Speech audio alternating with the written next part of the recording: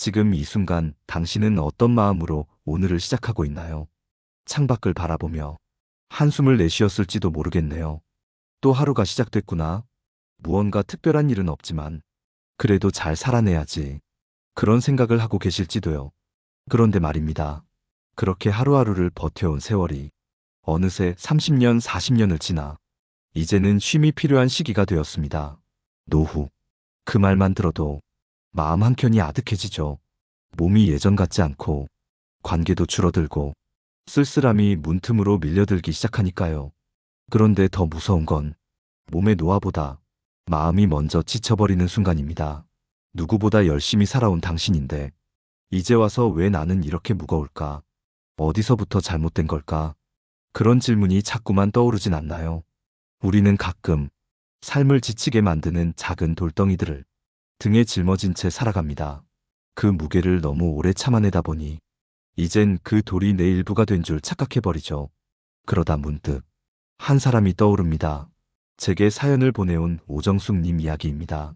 환갑을 조금 넘긴 나이에 갑자기 허리 디스크가 찾아왔고 걷는 것조차 힘들어졌다고 하셨어요. 병원에선 수술까지는 아니지만 꾸준한 운동과 휴식이 필요하다고 했습니다. 그런데 정숙님은 입버릇처럼 이런 말을 하셨습니다. 내가 뭘 그렇게 잘못 살았다고 이렇게 아프냐고요. 그 말이 마음에 걸려 차분히 이야기를 들어보니 정숙님은 오랫동안 불평이라는 돌덩이를 가슴에 품고 살았던 분이었습니다. 남편이 무심하면 도대체 왜 같이 사는 거냐? 아이들이 연락이 없으면 그렇게 키워놔봤자 소용이 없다. 친구가 약속을 어기면 사람 하나 믿을 게 못 된다. 하루에도 몇 번씩 불만을 삼키고 또 내뱉고 그러다 보니 주변 사람들은 점점 멀어지고 혼자 남은 시간엔 마음이 더 헛헛해졌다고 고백하셨습니다. 정숙님의 이야기를 들으며 저는 이런 말을 조심스레 꺼냈습니다. 그 마음은 이해합니다. 다만 그 불평이 당신 삶을 더 지치게 하고 있진 않나요? 정숙님은 잠시 말을 멈추더니 조용히 고개를 끄덕이셨죠. 첫 번째, 삶을 지치게 만드는 위험한 습관은 사소한 일에도 쉽게 불평하는 태도입니다. 우리는 모두 가끔은 투덜거릴 자격이 있습니다. 날씨가 덥고 음식이 짜고 사람들이 이기적일 때, 그런데 그 불만이 습관이 되어버리면 삶 전체가 어두워집니다. 한 철학자는 이렇게 말했습니다. 불평은 현실을 바꾸지 못한다. 다만 내 마음을 더욱 어둡게 물들일 뿐이다.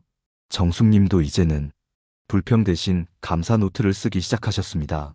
처음엔 억지로라도 하루에 한 가지 고마운 일을 적어보자고요. 오늘은 햇살이 따뜻해서 좋았어요.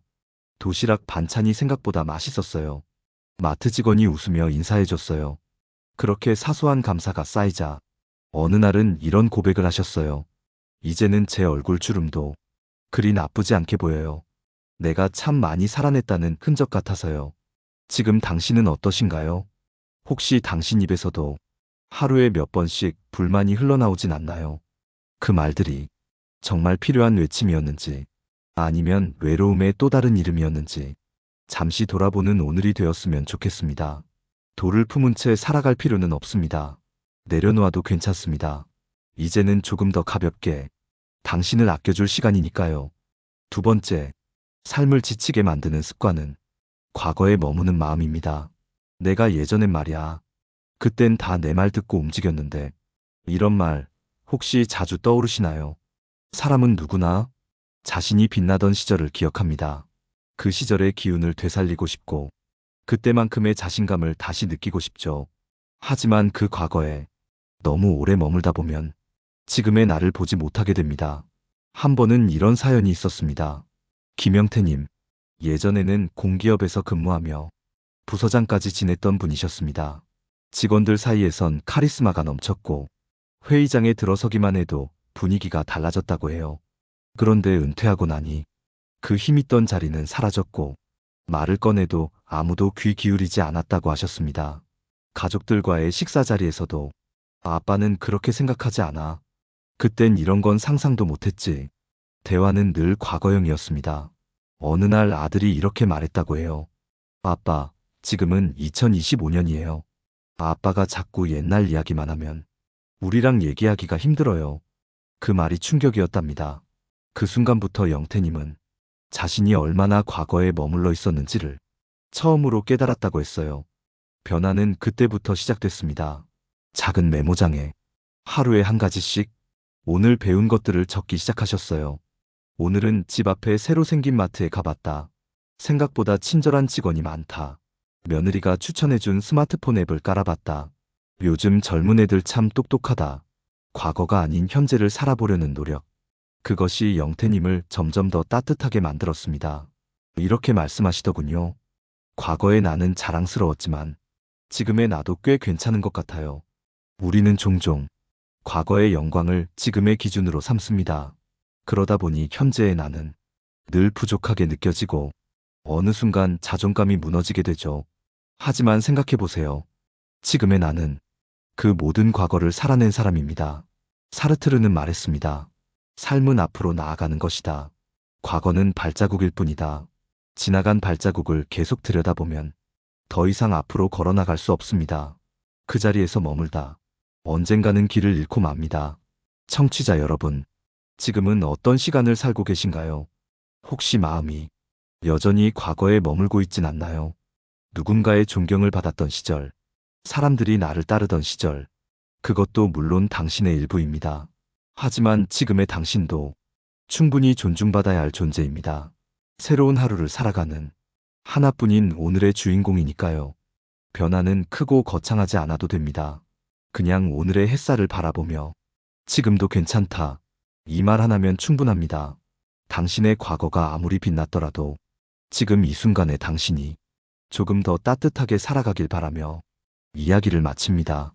세 번째, 삶을 지치게 만드는 습관은 비교하는 마음입니다. 쟤는 나이 들어도 저렇게 활발하게 사는데 나는 왜 이것밖에 못했을까? 비교는 우리를 더 작아지게 만듭니다. 그리고 그 끝에는 낮아진 자존감만이 남죠. 제게 사연을 보낸 박현숙님은 60을 넘긴 지금도 자신이 무언가 부족하다고 느끼며 매일을 살아가고 계셨습니다. 현숙님은 동네에서 함께 지내던 친한 친구가 있었습니다. 같은 해에 결혼했고 비슷한 나이에 자녀를 낳았고 함께 육아하며 삶을 나눴던 사이였죠. 그런데 은퇴 이후 그 친구는 문화센터에서 강의를 시작했고 SNS에 맛집이며 여행이며 활기찬 일상들을 자주 올리기 시작했답니다. 반면 현숙님은 어떤 일을 시작할 용기도 없고 몸도 자주 아파 그저 집안일이나 하고 시간을 보내는 날이 많았다고 해요. 나는 왜 저 친구처럼 못 살았을까? 왜 이렇게 나태해진 걸까? 자신을 원망하고 자꾸만 움츠러들었다고 하셨어요. 그런데 하루는 그 친구의 강의가 끝난 뒤 조심스럽게 이런 말을 했답니다. 현수가, 사실 나 요즘 너무 지쳐서 힘들어. 사람들 앞에서는 밝은 척하지만 집에 돌아오면 한숨부터 나와. 그 말을 들은 현숙님은 울컥했다고 합니다. 화려해 보이는 삶도 그 안에는 누구나 자기만의 그림자를 품고 있다는 걸 그제야 깨달았다고 해요. 우리는 남의 삶을 자꾸만 겉모습으로 판단합니다. 그러다 보니 내 삶은 점점 초라해지고 내가 가진 것들은 보잘것없게 느껴지죠. 하지만 기억하세요. 비교는 언제나 한쪽 눈을 감고 바라보는 겁니다. 남의 좋은 면만 보이게 되어 있어요. 좋은 말이 있습니다. 비교는 성공의 기준이 아니다. 그저 나를 잇는 방법일 뿐이다. 지금의 나는 내가 겪은 수많은 시간의 결과입니다. 어느 누구의 삶과도 똑같을 수 없습니다. 제가 상담에서 자주 하는 말이 있습니다. 내 삶은 내 속도로 가도 됩니다. 늦었다고 느껴지는 건 비교의 기준이 남의 시계이기 때문입니다. 현숙님도 지금은 작은 일부터 시작하셨어요. 매일 걷기 운동을 하고 꽃을 키우며 마음을 돌보는 일. 예전엔 친구들 보며 나는 아무것도 못하고 있다고 느꼈는데 이제는 내가 조금씩 다시 피어나는 중이라는 생각이 들어요. 청취자 여러분, 당신도 혹시 남과 나를 자주 비교하진 않나요? 비교는 필요 없는 잣대입니다. 당신의 삶은 누구보다 특별한 이야기로 채워져 있으니까요. 한 줄기 바람에 흔들리더라도 당신만의 리듬으로 살아가길 진심으로 응원합니다. 네 번째, 삶을 지치게 만드는 습관은 지나치게 절약하려는 마음입니다. 절약은 물론 아름다운 미덕입니다. 하지만 그 절약이 내 삶의 기쁨까지 줄이게 된다면 그건 미덕이 아닌 억압이 될 수 있습니다. 윤재숙님은 올해 70이 되셨습니다. 남편과 함께 평생 맞벌이를 하며 새 아이를 대학까지 보냈고 어려운 시절에도 허리띠를 졸라매며 돈을 아껴가며 살아오셨다고 해요. 그렇게 고생 끝에 자녀들은 모두 독립했고 부부의 집에는 이제 두 분만 남았습니다.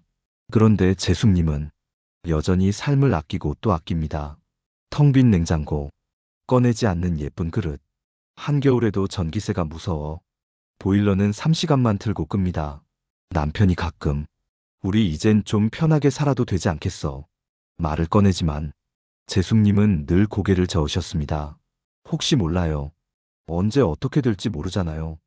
혹시 자식들이 어려워지면 또 도와줘야 하잖아요. 그 말 안에는 평생 참고 견디며 살아온 습관과 언제나 미래를 걱정하며 지금을 희생해온 흔적이 고스란히 담겨 있었습니다. 그런데 어느 날 재숙님은 감기 몸살로 일주일 넘게 꼼짝없이 누워있게 됐습니다. 그동안 참았던 피로가 한꺼번에 밀려온 듯 했죠. 누워있는 동안 창밖으로 겨울 햇살이 들어왔고 남편이 조심스럽게 차를 건네며 말했습니다. 당신이 조금만 더 자신에게 쓰면 안 될까? 나는 그게 늘 아쉬워. 그 말에 재숙님은 눈시울이 붉어졌다고 했습니다. 아끼느라 내가 사라지는 것 같았어. 이제는 조금은 나를 위해 써야겠구나.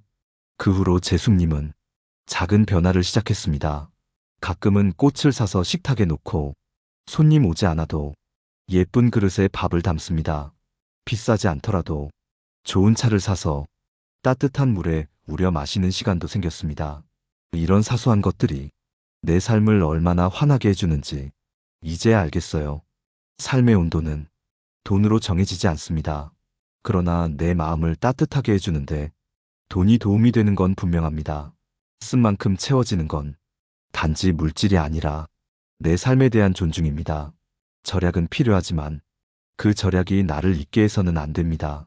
맹자는 이렇게 말했습니다. 재물은 의로 쓰일 때 귀하다. 의롭지 못한 절약은 탐욕과 다르지 않다. 청취자 여러분, 혹시 지금 당신은 무엇을 아끼고 계신가요? 그 아낌 속에 당신 자신은 포함되어 있나요? 내가 나를 위해 한 잔의 따뜻한 차를 사줄 용기. 그것 하나면 충분합니다. 당신은 그럴 자격이 있는 사람입니다. 오랜 세월을 견디며 여기까지 잘 살아오신 참 귀한 존재이니까요. 5번째, 삶을 지치게 만드는 습관은 마음을 닫고 사는 것입니다. 이 나이에 뭘 새로 시작해? 괜히 나섰다가 상처받기 싫어. 그런 생각 한 번쯤 해보신 적 있으시죠? 하지만 마음을 닫는 순간 세상과 연결되는 문도 함께 닫히게 됩니다. 김복수님은 70을 넘긴 지금도 홀로 조용히 사시는 분입니다. 남편과는 일찍 사별했고 자녀들도 바쁜 삶에 치여 연락이 뜸해진 지 오래였죠. 처음엔 친구들과 함께 경로당도 가고 동네 노래교실도 다녔지만 한번 서운한 일이 있은 후 점점 사람을 멀리하게 되었다고 해요. 어느 날은 자신보다 몇 살 어린 이웃이 할머니, 이거 드셔보세요 하고 떡을 건넸는데 그 말 한마디에 괜히 기분이 상해 문을 닫고 들어와 눈물을 쏟았다고 합니다. 내가 그렇게 늙어 보이나? 왜 자꾸 나를 나이 든 사람 취급하지? 그렇게 마음속에 쌓이고 쌓인 상처가 점점 복수님을 외롭게 만들었습니다. 그러던 중 동네 복지관에서 자원봉사자가 집으로 찾아와 이야기를 나누는 시간을 가지게 되었고 그때 처음으로 자신의 속마음을 꺼낼 수 있었다고 해요. 사람이 무섭고 다 나를 판단할 것만 같았어요. 그래서 그냥 아무도 없는 게 편하다고 생각했는데 이렇게 한 사람이라도 내 얘기를 들어주니까 괜히 또 살고 싶어졌어요. 복수님은 그때부터 조금씩 문을 열기 시작했습니다. 이웃이 문을 두드리면 작게나마 대답하고 우체통에 꽂힌 전단지를 함께 읽으며 웃기도 했습니다. 조금씩, 그렇게 조금씩 닫힌 마음 틈새로 따뜻한 바람이 스며들자 복수님의 얼굴에도 미소가 돌아오기 시작했습니다. 이제는 누가 와서 할머니라 불러도 괜찮아요. 그 말도 나의 일부니까요. 그 말을 들으며 저는 깊은 감동을 느꼈습니다. 우리는 상처받지 않기 위해 마음을 닫지만 사실 그건 자신을 고립시키는 가장 슬픈 방법입니다. 마음을 여는 데는 거창한 이유가 필요하지 않습니다. 그저 누군가의 인사에 눈을 맞추고 조금 더 천천히 대답해 주는 것, 내 감정을 솔직히 표현해 보는 것, 그것이면 충분합니다. 공자는 이렇게 말했습니다. 사람은 함께 살아야 사람이 된다. 청취자 여러분, 혹시 당신도 어느 순간부터 마음을 닫아두고 혼자라는 벽 속에 머물러 있진 않나요? 마음은 오래 닫아둘수록 녹슬기 쉽습니다.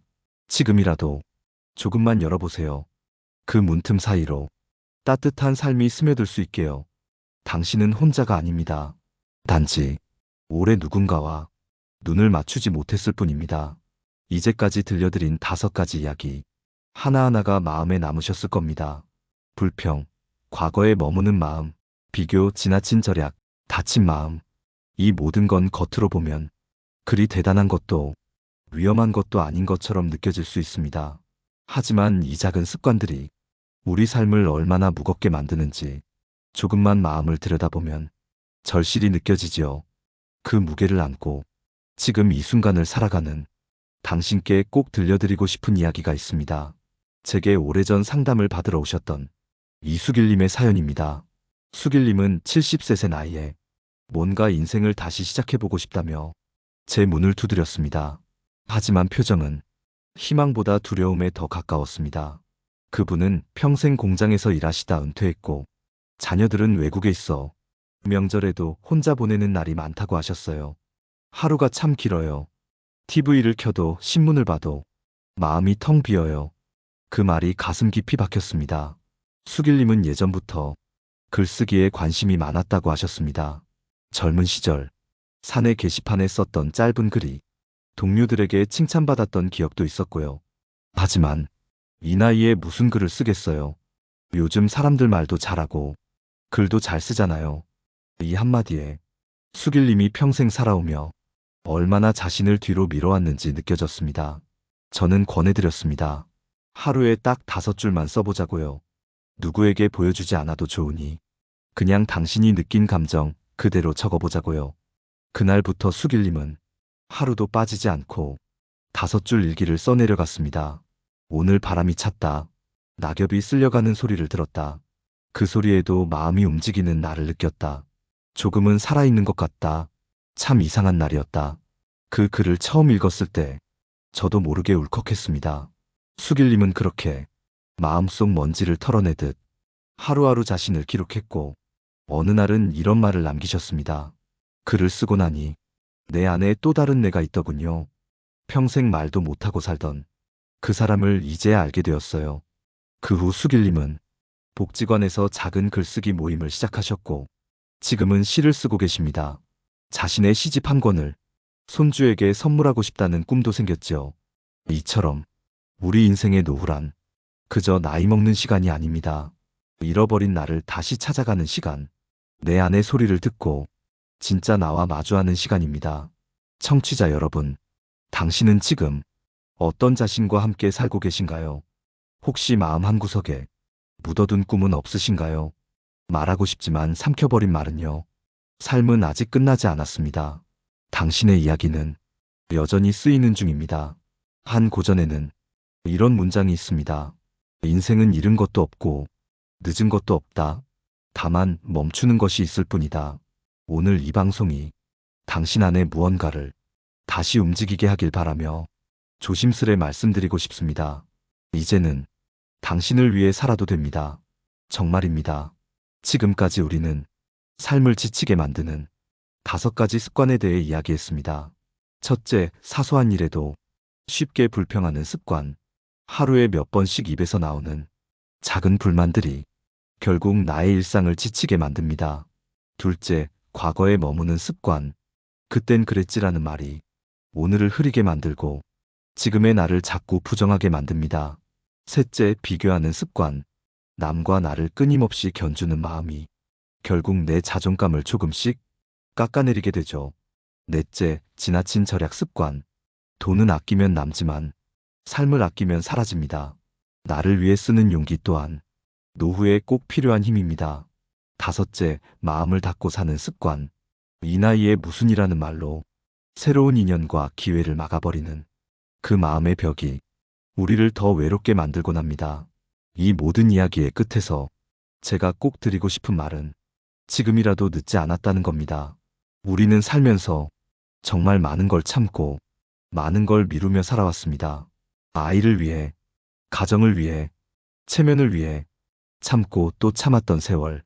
그 시간은 분명 귀한 시간이었고 당신이 살아냈기에 가족도 지금처럼 존재할 수 있었습니다. 하지만 이제는 조금 당신을 위한 시간이 필요합니다. 누군가를 위해 살아온 삶에서 당신 자신에게로 돌아가는 시간. 그 시작은 아주 사소해도 됩니다. 꽃 한 송이 사보는 일, 익숙한 길 말고 한 정거장 앞에서 내려 걷는 일, 창밖 하늘을 올려다보며 오늘 날씨에 대해 그저 혼잣말을 해보는 일. 그런 사소한 시간들이 당신의 노후를 조금씩 따뜻하게 만들 겁니다.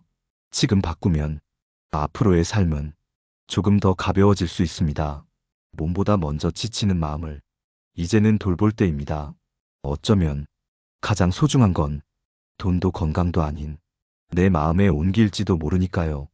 청취자 여러분, 혹시 지금 놓지 못하고 있는 습관은 무엇인가요? 조금씩 내려놓고 싶은 마음이 있다면 오늘을 그 시작으로 삼아보세요. 댓글로 여러분의 이야기를 털어놔 주세요.